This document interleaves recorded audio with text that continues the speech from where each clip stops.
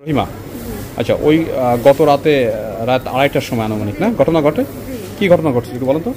ঘটনা আমি মনে করি ওনার মারাটা প্রায় অধিকাংশ হয়ে গেছে। আর উনি বুকলা করলে ওকে ধরাধরি তাকে যেতে ওকে একটু মারধর করতে তো না রকম পাইছে। কি দেখো পাইছিল দেখছিলেন? কি দেখো পাইছিল? অন্ধকার ছিল। অন্ধকার ছিল। এবারে আমি উঠেছি, আমি ওনাকে হাতে পায়ে ধরছি, মেলা অনুনয় করছি, সাইডে আর চিল্লাফেলা করছি, ও মামা সাইডে তো মামা বাড়ি ছিল, সাইড করে ডাকেছি। তারপর তো আমার হাতে কোপটা দিয়ে বেরোয় চলে গেল। কোথায় কোপটা দিচ্ছে দেখান তো একটু। হাতে কি কোপ দিচ্ছে? ওটা কি এখানে কোপ দিচ্ছে না? নড়াইল জেলার হাফেজ আশরাফের উপর গভীর রাতে বাড়ির ফটক ভেঙে প্রবেশ করে সন্ত্রাসীরা পায়ের রগ কেটে দিল চাঁদা না দেওয়ায়। বেশ পূর্বে সদর নড়াইল থেকে হাফেজ আশরাফ ফুলতলার আলকা পল্লীমঙ্গল স্কুলের অপোজিটে তার পরিচিত মোহন নামে এক আত্মীয়র নিকট হতে জমি ক্রয় করে। জমি ক্রয়ের 5 বছর পর উক্ত স্থানে একটি পাকা বাড়ি নির্মাণের জন্য ইট বালু সিমেন্ট রড মজুত করলে স্থানীয় সন্ত্রাসীরা তার নিকট চাঁদা দাবি করে। কজন বললো কি যে চাঁদা নিতে আসলো। চাঁদা হ্যাঁ, চাঁদা নিতে আসার কারণে যে তাই দিনই তাই না, মানে চাঁদা দেয়নি তাই রাত 2টার সময় কোপাইছে। আচ্ছা আচ্ছা, এরা কারা হতে পারে? তা তো আঙ্কেল শিওর। এক পর্যায়ে হাফেজ আশরাফ ওই এলাকার বাদল সর্দার পিতা গফফার সর্দার নামে এক ব্যক্তিকে 2000 টাকা চাঁদা প্রদান করে। যে সন্ত্রাস হাফেজ আশরাফের নিকট বিভিন্ন সময় মুঠোফোনে চাঁদা দাবি করে থাকে।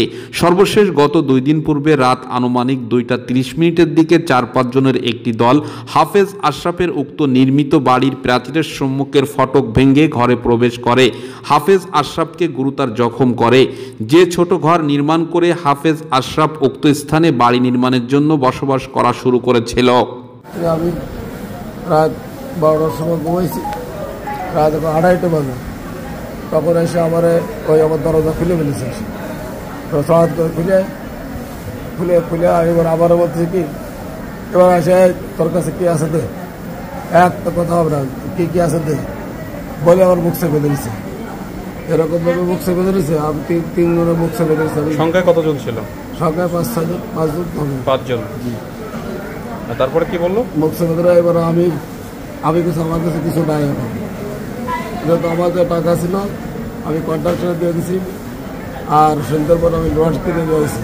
আমার কাছে কোনো 100 টাকা, মানে 100 টাকা কম ছিল, 70-80 টাকা ছিল। এই টাকাটা আমার কাছে ছিল। পরে ওরা যখন আমার বলতে কি আছে দে, তখন আমি তো আমাকে কোনো টাকাই তো নেই, তখন আমি আমার কাছে কিছু নেই। তাই পরে এইবার আমার বাদ্যশ্রী করেছে। বাদ্যশ্রী এবার আমার স্ত্রী হাত ধরে আমার বুকের মেরে চাইবে বেশি গেছে। আবার প্রথম তো মানে রডটা তো মারছে, রড দিয়ে। তারপরে আছে কোথায় মারছে? এই ইসি বুকে, তারপরে হাতে হয়েছে। উপায়ের পরে আমরা পিস্তল, খেলনা পিস্তল আবার এই বিছানা রেখে গেছে, খেলনা পিস্তল। সেই রাতে 4-5 জন সন্ত্রাস হাফেজ আশরাফের বাড়িতে প্রবেশ করে প্রথমে বলতে থাকে, তোর কাছে যা আছে আমাদেরকে দিয়ে দে। হাফেজ আশরাফ উত্তরে বলে, আমার নিকট কোনো টাকা পয়সা নাই, আমি সব টাকা পয়সা মালামাল ক্রয় করে এনেছি। একথা বলাতে হাফেজ আশরাফকে প্রথমে লোহার রড দিয়ে শরীরের বিভিন্ন স্থানে বেধড়ক মারপিট করতে থাকে। সর্বশেষ হাফেজ আশরাফের স্ত্রী তার পাশে শয়নরত অবস্থায় জাগ্রত হলে সন্ত্রাসীদেরকে অনুরোধ করতে থাকে, আমার স্বামীকে তোমরা কেন মারছো, সে মরে যাবে। চিল্লাচিল্লির এক পর্যায়ে সন্ত্রাসীরা ধারালো অস্ত্র দিয়ে আশরাফের স্ত্রী রহিমা বেগমকেও বাম হাতের কোনোই বরাবর কুপিয়ে জখম করে এবং 2 জন সন্ত্রাসী আশরাফের পা চেপে ধরে, অন্য আরেকজন আশরাফের পায়ের রগ কেটে দেয়।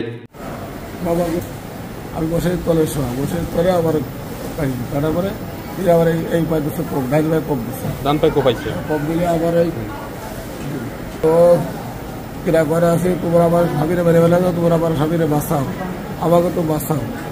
তারপর স্ত্রী চিল্লাপাল্লা করছে, করার পরে এইবার ওরা সব দৌড় দিচ্ছে, স্ত্রীকে কোপাইছে। যে অবস্থা দেখে আশরাফের স্ত্রী রহিমা বেগম পাশের প্রতিবেশী সম্পর্কে মামা তাদেরকে ডাকলে তারা জাগ্রত হয় এবং সন্ত্রাসীরা চলে যাওয়ার পূর্ব মুহূর্তে আহত আশরাফ ও তার স্ত্রীকে একটি যানবাহনে করে প্রথমে ফুলতলা উপজেলা স্বাস্থ্য কমপ্লেক্সে, পরবর্তীতে অবস্থার অবনতি দেখে খুলনা খুমেক মেডিকেল হাসপাতালের সার্জারি বিভাগে ভর্তি করা হয়। এ বিষয়ে স্থানীয় জনগণ তাৎক্ষণিকভাবে ফুলতলা থানাকে অবহিত করেন। সঙ্গে সঙ্গে ফুলতলা থানার অফিসার ইনচার্জ মোহাম্মদ জিল্লাল সঙ্গীয় ফোর্স নিয়ে ঘটনাস্থলে উপস্থিত হইয়া আহত আশরাফ ও রহিমা বেগমের ঘটনার সত্যতা নিশ্চিত হয় এবং রক্তমাখা বা ঘটনাস্থল থেকে বিভিন্ন আলামত জব্দ করে।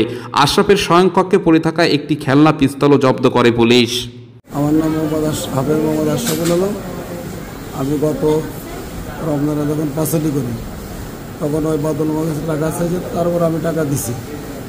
দেওয়ার পরে এবার যখন আমি বাড়িতে পাঁচলি হয়ে গেছে, বাড়িতে চলে গেছি, তারপরে এবার আমার কাছে ফোন দেয় যে আমার কিছু টাকা পাঠাই দেন, বিকাশ করে পাঠাই দেন। আমি বলি যে ওই সময় আমাকে টাকা নেই, বলে বিকাশ তো করে দেবো, আমাকে টাকা নেই। তারপর সেভাবে চলতেছে। এইবার আমি এই বছরের পাঁচলি এই 1.5 দিন শুরু করেছি। এর মাঝে একদিন এসে আমাকে 2 দিন আসে বাদল খালি গেল। আমি রাস্তাতে হেঁটে আমার অকুত্ত ভাষা গালি গালাজ করছি। এইবার আমি ওই ইট ফেরাইছি রাস্তা, ওই বালি ফেরাইছি রাস্তায়, ওই ট্রাকটা ঘোরাতে গেছে, ঘোরাতে গিয়ে এই ট্রাক তারা অনেক গালি গালাজ এবং আমার অনেক গালি গালাজ করছে। এ বিষয় নিয়ে আহত আশরাফ ও তার স্ত্রীর সঙ্গে সাংবাদিকরা একান্ত আলাপচারিতায় বের হয়ে আসে। চাঞ্চল্যকর ঘটনা, দীর্ঘদিন ধরে হাফেজ আশরাফকে ওই এলাকার বাদল নামে এক সন্ত্রাস হুমকি ধামকি দিয়ে আসছিল। ঘটনার দিন আশরাফের ঘর নির্মাণের জন্য একটি ট্রাকে করে বালু আনা হলে আশরাফুল সহ সেই ট্রাক ড্রাইভারকে বাদল সর্দার পিতা গফফার সর্দার অকথ্য ভাষায় গালমন্দ করতে থাকে এবং চাঁদা না দিলে মেরে ফেলারও হুমকি দেয়। উক্ত ঘটনাকে কেন্দ্র করে ফুলতলা থানার সন্ত্রাস বাদল সর্দার পিতা গফফার সর্দারকে গ্রেপ্তার করেছে। তখন ওই বাদল আমার কাছে টাকা চাইছে, তারপর আমি টাকা দিছি। দেওয়ার পরে এবার যখন আমি বাড়িতে পাঁচলি হয়ে গেছে, বাড়িতে চলে গেছি, তারপরে এবার আমার কাছে ফোন দেয় যে আমার কিছু টাকা পাঠাই দেন, বিকাশ করে পাঠাই দেন। আমি বলি যে ওই সময় আমাকে টাকা নেই, বলে বিকাশ তো করে দেবো, আমাকে টাকা নেই। সন্ত্রাস বাদল সর্দারের ব্যাপারে ওই এলাকাতে খোঁজ খবর নিয়ে জানা যায় বাদল সর্দার নারী ঘটিত কেলেঙ্কারি ও নির্যাতনে জড়িত, যেমনটি বলল বাদল সর্দারের সাবেক স্ত্রী তানিয়া। আগে করতো? আগে করতো, মানে ওর অত্যাচারে তো আমি ওর সাথে চলেও গেলাম, কিন্তু ওর সাথে মেলা কাহিনী হয়েছে, আমি ছাড়িয়েও দিছি। আচ্ছা আচ্ছা, অত্যাচার বলতে কি ধরনের অত্যাচার একটু বলবেন? ওই এসে বিরক্ত তো ডাহাডাই তো ওই সেইভাবে পরে নিলাম, ওর সাথে আমি 3 বছর ছিলাম। আচ্ছা, এখন আপনাকে ছেড়ে দিছে? আমি ছেড়ে দিছি, ও আমার সাথে খারাপ ব্যবহার করেছে, আমার ছেলেরা নিয়ে খারাপ কথা বলেছে। আচ্ছা, আমরা অবৈধ কাজ করি। তানিয়ার ব্যাপারে খোঁজ খবর নিয়ে জানা যায় তানিয়া বাদল সর্দারের সঙ্গে বৈবাহিক জীবনে আবদ্ধ হওয়ার পূর্বে অত্র এলাকার মৃত ইমান আলীর স্ত্রী ছিল, যার মৃত্যুর পরে এই বাদল গৃহবধূ তানিয়াকে বিভিন্ন রকম ভয়ভীতি অন্যায় অত্যাচার করার কারণে তানিয়া এক পর্যায়ে বাঁচার জন্য তার সঙ্গে বৈবাহিক জীবনে আবদ্ধ হয়। কিন্তু তানিয়া পরক্ষণে দেখতে পায় বাদল তারপর অন্যায় অত্যাচার এবং গৃহবধূ তানিয়ার পূর্বের ঘরের একটি ছেলে সন্তানকে নিয়ে অনৈতিক সম্পর্কের কথা বলে বাদল, যে সকল কারণে বাদলকে সে পরিত্যাগ করে দেয়। ওই জোর করে বসে দাবি করতে যে জমি আমাকে, গাছ আমাকে, তাই বলতেছে বিভিন্ন কথা। জমি? হ্যাঁ, জমি আইলো। জমি তো তোমার? হ্যাঁ, অবশ্যই। এবার আমার কাকা কিসের গাছ বিক্রি করছিল এটা? একটা কদম ফুল গাছ। তা সেটা বিক্রি করে 1000 টাকা দেয়া লাগিছে? হ্যাঁ, এই তো 2-3 দিন আগে আসছে তার এরকম জ্ঞান বাজছিল, আমি ছিলাম না দোকানে। তোমার নাম কি? তামিম। তামিম। সন্ত্রাস বাদলের ব্যাপারে আরও জানা যায় অত্র এলাকার শামীম সর্দারের স্ত্রীর সঙ্গে অনৈতিক সম্পর্কে জড়িয়ে পড়ে। যেহেতু শামীম সর্দার মৃত্যুবরণ করলে বাদল শামীম সর্দারের স্ত্রীর সঙ্গে অপকর্মে লিপ্ত হয়। এই অপকর্মের ঘটনা তার ছেলে দেখতে পারায় শামীম সর্দার ছেলেকেও বেধড়ক মারপিট করে। এই বাদল সর্দারের ব্যাপারে আরও খোঁজ খবর নিয়ে জানা যায় বাদল সর্দার নেশাদ্রব্য সেবন সহ অত্র এলাকায় বিভিন্ন চুরি ডাকাতির সঙ্গে জড়িত থাকার অভিযোগ তুলেছেন অত্র এলাকার মানুষজন।